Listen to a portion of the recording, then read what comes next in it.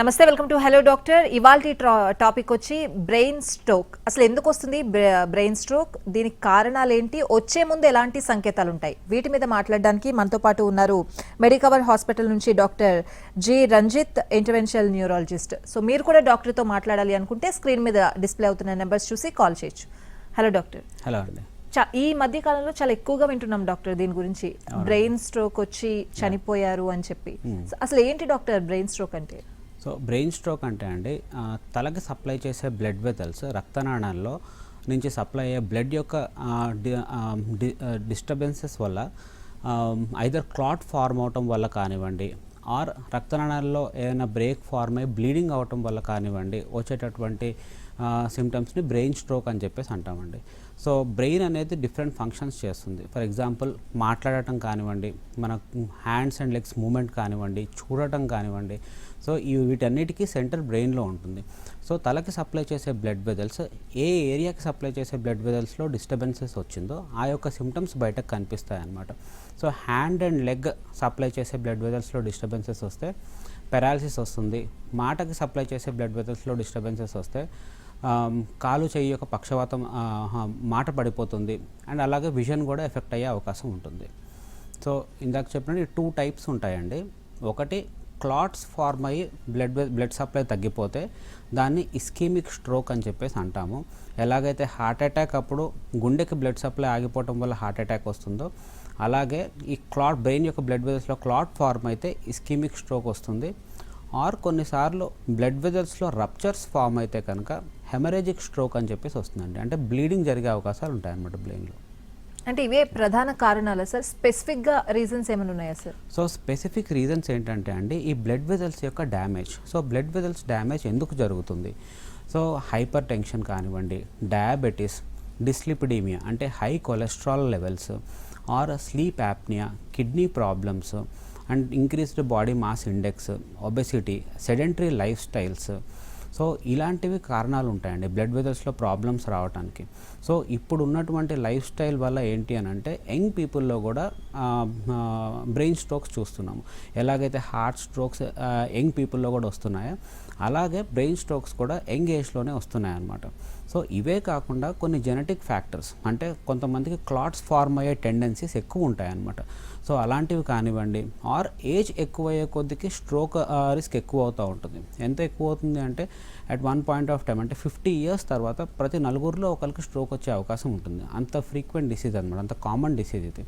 So ఈ ethnicity, ఇవన్నీ ఏంటి అని అంటే స్ట్రోక్కి కారణమయ్యేటటువంటి ఫ్యాక్టర్స్. అంటే ప్రతి 4 ఒకరికి ఈ బ్రెయిన్ స్ట్రోక్ వస్తుంది అని చెప్తున్నారు. అంటే సివియర్గా ఉన్న ప్రాబ్లమే సార్ ఇది? సో అంటే సివియారిటీ వేరీస్ అండి. తలలో blood vessels, major blood vessel block అయింది అనుకోండి, సో మ్యాసివ్ స్ట్రోక్ వస్తుంది అనమాట. Or minor blood vessel block అయింది అనుకోండి, మైనర్గా అంటే కొంచెం వీక్నెస్ రావటం ఇలాంటివి జరగవచ్చు. సో ఏ area of blood vessel involve అయింది అండ్ కాజ్ ఏంటి అంటే, కొన్నిసార్లు బ్లడ్ వెసల్స్లో ప్రాబ్లమ్సే కాకుండా హార్ట్ బీట్ ఇర్రెగ్యులారిటీస్ వల్ల హార్ట్లో క్లాట్ ఫార్మ్ అయ్యి తలలోకి బ్లడ్ క్లాట్ వెళ్ళొచ్చు. సో ఏ area of blood vessels involve అయ్యాయి అండ్ ఎంత పెద్దవి ఇన్వాల్వ్ అయ్యాయి అండ్ ఎంత ఏరియా ఆఫ్ బ్రెయిన్ డ్యామేజ్ అయింది అనే దాన్ని బట్టి సివియారిటీ ఆఫ్ స్ట్రోక్ డిపెండ్ అయి ఉంటుంది. అసలు అంటే డ్యామేజ్ అవ్వడానికి రీజన్ ఏమై ఉండొచ్చు డాక్టర్? సో డ్యామేజ్ అవ్వడానికి రీజన్స్ ఇవే అండి. సో మనం రొటీన్గా వింటూ ఉంటాం. సో హైపర్ టెన్షన్ ఉంటే ఎందుకు మనం కంట్రోల్ చేసుకోవాలి? సో హైపర్ టెన్షన్ ఉంటే కనుక బ్లడ్ వెసల్స్ లాంగ్ టర్మ్లో బ్లడ్ వెసల్స్ డ్యామేజ్ అవుతాయి. సో లాంగ్ టర్మ్లో బ్లడ్ వెసల్స్ డ్యామేజ్ అవి క్లాట్స్ ఫార్మ్ అవుతాయి అనమాట. అంటే అదొక లాంగ్ టర్మ్ ప్రాసెస్. క్లాట్స్ మెల్లగా ఫార్మ్ అయ్యి ఒక పాయింట్ ఆఫ్ టైంలో బ్లడ్ వెసల్ కంప్లీట్గా అక్లూడ్ అయిపోతుంది. సో అక్లూడ్ అయ్యేంత వరకు కూడా మనకు సిమ్టమ్స్ రాకపోవచ్చు. సో ఎప్పటి నుంచి జరుగుతున్నటువంటి డ్యామేజ్ ఒక పాయింట్ ఆఫ్ టైంలో కంప్లీట్గా అక్లూడ్ అయిపోవటం వల్ల సిమ్టమ్స్ బయటకు రావచ్చు.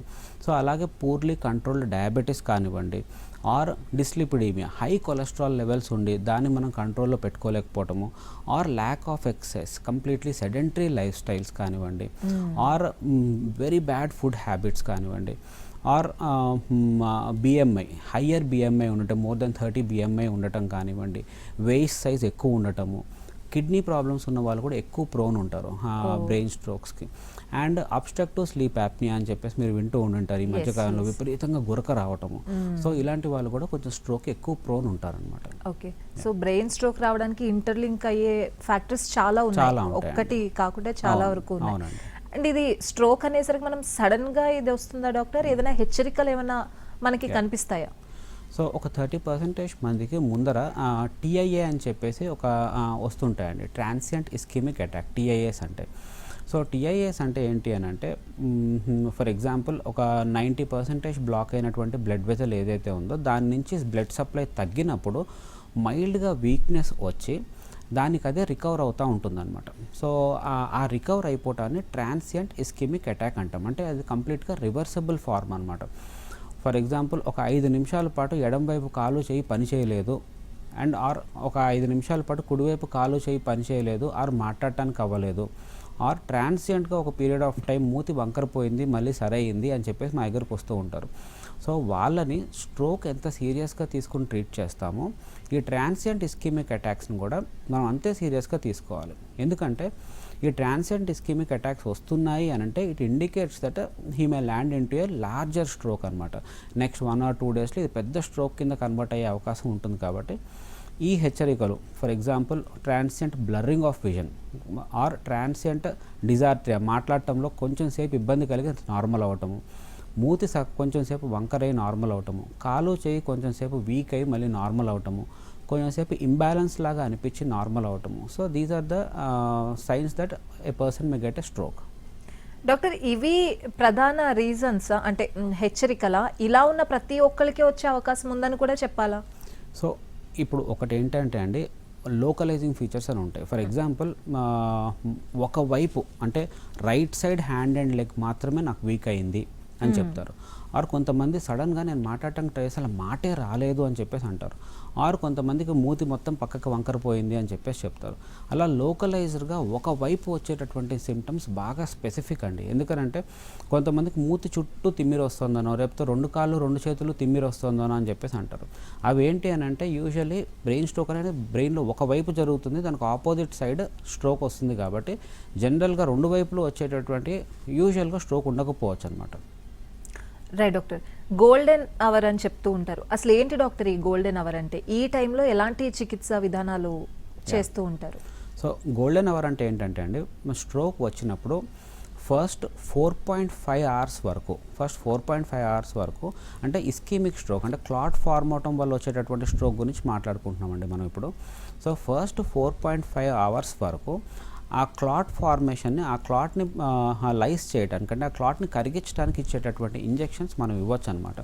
So as time progresses 4.5 hours తర్వాత ఇవ్వాలి అని అంటే కొంచెం రిస్క్స్ ఎక్కువ ఉంటాయి, తలలోపల బ్లీడింగ్ అయ్యే అవకాశాలు ఎక్కువ ఉంటాయి, అండ్ కొన్నిసార్లు ఆ క్లాట్ ఇచ్చినా సరే కరగకపోయే అవకాశాలు ఉంటాయి అన్నమాట. సో ఈ 4.5 అవర్స్ వరకు స్ట్రోక్లో గోల్డెన్ పీరియడ్ అని చెప్పేసి అంటుంటాం. అంటే డాక్టర్, బ్రెయిన్ స్ట్రోక్ అయ్యింది అని చెప్పి పేషెంట్కి చుట్టుపక్కల ఉన్న వాళ్ళకి తెలియకపోవచ్చు, ఏమైందో అనే కంగారు ఉంటుంది.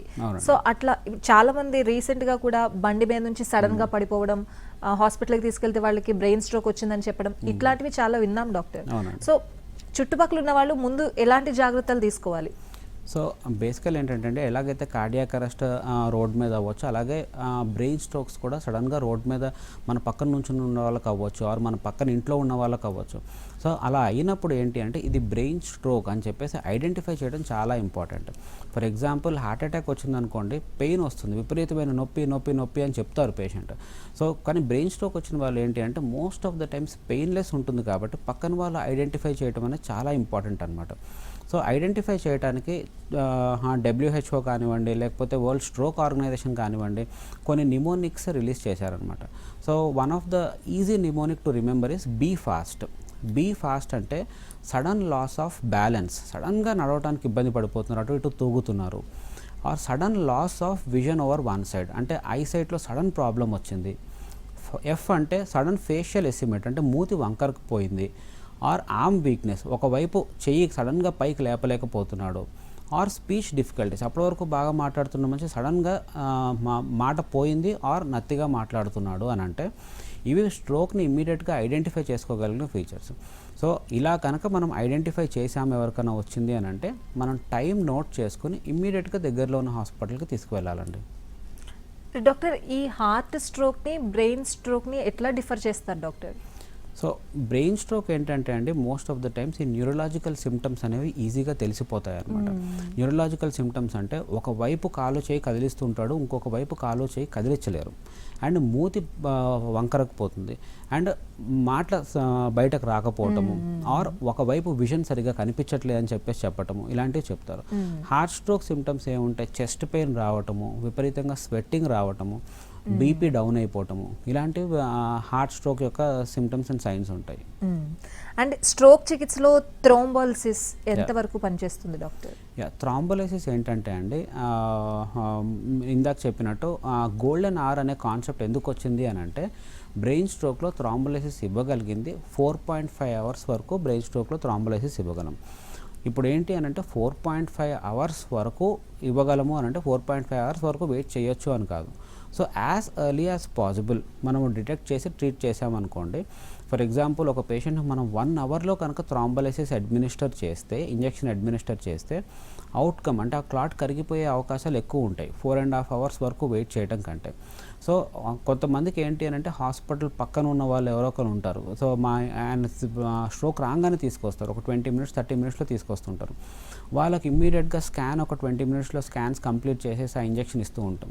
సో ఆ 1 అవర్ లోపల రిసీవ్ చేసుకున్న వాళ్ళ అవుట్కమ్ ఇంకా బాగుంటుంది. అలాగే 4.5 అవర్స్ వరకు మనం ఇవ్వచ్చు అండ్ అవుట్కమ్స్ బాగుంటాయి. బియాండ్ 4.5 అవర్స్ కొన్ని కేసెస్లో ఇవ్వచ్చు, కానీ బట్ ఓవరాల్గా 4.5 అవర్స్ లోపల వరకు ఆ థ్రాంబోలైటిక్ థెరపీ అనే ఇంజెక్షన్ ఇవ్వచ్చు అండి. Right doctor. సో అంటే ఈ బ్రెయిన్ స్ట్రోక్ వచ్చిన వాళ్ళలో చాలా వరకు నో మోర్ అన్న పదమే ఎక్కువ వింటున్నాము. సో దాని గురించి కూడా మాట్లాడుకుందాం, ఎంత ఫాస్ట్గా రికవరీ ఉంటుంది. డాక్టర్, ఈ మధ్యకాలంలో ఒక 2-3 చూసినప్పుడు ఇట్లానే బ్రెయిన్ స్ట్రోక్తో ఐసీయూలో చికిత్స పొందుతూ ఇంకా లేరు అని చెప్పడం, అంటే రికవరీ రేట్ తక్కువ ఉంటుందా డాక్టర్? ఏంటి అంటే చాలా మంది పెరాలసిస్ అయిపోయిన వాళ్ళని కూడా చాలా మందిని చూసాం. అసలు ఏంటి డాక్టర్, బ్రెయిన్ స్ట్రోక్ వచ్చిన తర్వాత పరిస్థితి ఎలా ఉంటుంది? సో బ్రెయిన్ స్ట్రోక్ మనం ఇందాక చెప్పుకున్నట్టండి, ischaemic stroke and haemorrhagic stroke అని చెప్పేసి ఉంటాయండి. ఇస్కీమిక్ అంటే ఒక క్లాట్ ఫార్మ్ అవటం వల్ల బ్రెయిన్ డ్యామేజ్ అయితే దాన్ని ఇస్కీమిక్ స్ట్రోక్ అంటాం. హెమరేజిక్ స్ట్రోక్ అంటే సడన్గా రక్తనాళాలు చిట్లిపోవటం వల్ల వచ్చే స్ట్రోక్ని హెమరేజిక్ స్ట్రోక్ అంటాం. ఈ ఇస్కీమిక్ స్ట్రోక్ కూడా డేంజరస్ అండి, బట్ హెమరేజిక్ స్ట్రోక్ అనేది దట్ ఈస్ మోర్ డేంజరస్ అనమాట. అంటే మనం వింటుంటాం అనమాట, బ్రెయిన్ స్ట్రోక్ వచ్చింది వితిన్ 1 or 2 days మనిషి ఎక్స్పైర్ అయిపోయాడు, ఇలాంటివి వింటుంటాం. యూజువల్లీ ఇలాంటి స్ట్రోక్స్ ఏంటి అంటే తల లోపల బ్లడ్ లీక్ అవటం వల్ల జరిగేటటువంటి స్ట్రోక్స్. సో ఆ లీక్ అనేది మల్టిపుల్ రీజన్స్ వల్ల జరగవచ్చు అండి. ఒకటి అన్కంట్రోల్డ్ హైపర్ టెన్షన్, అంటే సడన్గా యాక్సిలరేటెడ్ ఆల్రెడీ బీపీ ఉన్న మనిషి ఆర్ ఇంతకుముందు బీపీ లేని వాళ్ళు బ్లడ్ ప్రెషర్ సడన్గా ఏదో ఒక కారణం వల్ల స్పైకప్ అయ్యి దానివల్ల తలలోపల రక్తనాళాలు చిట్లిపోవటం వల్ల బ్లీడింగ్ అయ్యి వాళ్ళు కొమటోస్ కండిషన్లోకి వెళ్ళి డెత్ అవ్వటము, ఆర్ అన్యూరిజమ్స్ అని చెప్పేసి ఉంటాయండి. అన్యూరిజమ్స్ అంటే తలలోపల రక్తనాళాల్లో వీక్ పాయింట్స్ అనమాట. సో ఈ అన్యూరిజమ్స్ ఉన్న పాయింట్ దగ్గర blood vessels will not be very stiff, అంటే బ్లడ్ ప్రెషర్స్లో వేరియేషన్స్ అంతగా తట్టుకోలేవు, ఈజీగా పగిలే అవకాశాలు ఉంటాయన్నమాట. అవి పగలటం వల్ల ఆర్ ఏవిఎమ్స్ అని, అది రక్తనాళాల్లో వేరే ప్రాబ్లమ్స్ ఏవిఎమ్స్ అంటే ఇవి రప్చర్ అవటం వల్ల వచ్చేటటువంటి స్ట్రోక్స్ లైఫ్ థ్రెటనింగ్ స్ట్రోక్స్ ఉంటాయండి. ఇస్కీమిక్ స్ట్రోక్స్ యూజువల్లీ టైం ఇస్తాయి, అండ్ ఈ గోల్డెన్ అవర్ కానివ్వండి, ఆ ఇంజెక్షన్స్ ఇవ్వటము ఆర్ మెకానికల్ థ్రాంబెక్టమీ అంటే క్లాట్ రిమూవ్ చేయటము, ఇవన్నీ కూడా మనం వినేది ఇస్కీమిక్ స్ట్రోక్స్కి. సో ఈ ఇస్కీమిక్ స్ట్రోక్స్ యొక్క రికవరీ ఈ రీపర్ఫ్యూజన్ థెరపీస్ తీసుకుంటే, అంటే థ్రాంబోలైసిస్ టైంకి అందిన వాళ్ళు ఆర్ మెకానికల్ థ్రాంబెక్టమీ టైంకి అందిన వాళ్ళు రికవర్ అయ్యే అవకాశాలు చాలా ఎక్కువగా ఉంటాయి. బ్రెయిన్ స్ట్రోక్ డిటెక్షన్లో ఆధునిక టెక్నాలజీలు ఏమున్నాయి డాక్టర్? సో బ్రెయిన్ స్ట్రోక్ డిటెక్షన్లో అండి, ఫస్ట్ ఒక బ్రెయిన్ స్ట్రోక్ యొక్క సిమ్టమ్స్ తోటి మన దగ్గరికి వస్తే as early as possible brain imaging చేస్తామండి. బ్రెయిన్ ఇమేజింగ్ అంటే CT brain or MRI brain చేస్తాము. సో ఎంఆర్ఐ బ్రెయిన్లో there are lot of advances recently. MRI and CT బ్రెయిన్స్లో there are lot of advances recently. MRI brain and MRI angiogram, ఎక్కడైతే రక్తనాళం block అయిందో చూడటానికి MRI angiogram, CT brain or CT angiogram, అలాగే brain ఎంత damage అయిందని చూడటానికి సిటీ బ్రెయిన్, అండ్ ఎక్కడ బ్లాక్ అయిందని చూడటానికి సిటీ యాంజియోగ్రామ్, ఇవి రొటీన్గా చేసేవి. బట్ ఏంటి అంటే CT perfusion imaging or MR perfusion imaging అనేటటువంటి టెస్ట్ ఏం చేస్తాయి అని అంటే బ్రెయిన్ బ్లడ్ వెజల్లో బ్లాక్ ఏర్పడినాక ఇమ్మీడియట్లీ వితిన్ 5 minutesే బ్రెయిన్ డ్యామేజ్ స్టార్ట్ అయిపోతుంది. సో ఒక పర్సన్కి మనము మన దగ్గరికి వచ్చేటప్పటికి ఎంత బ్రెయిన్ డ్యామేజ్ అయ్యింది అండ్ మనం ట్రీట్మెంట్ చేయటం వల్ల ఎంతవరకు బ్రెయిన్ మనము డ్యామేజ్ నుంచి ప్రివెంట్ చేయగలము అని చెప్పేసి ఈ టెస్ట్, ఈ పర్ఫ్యూజన్ ఇమేజింగ్ అనేది చాలా హెల్ప్ చేస్తుంది అనమాట.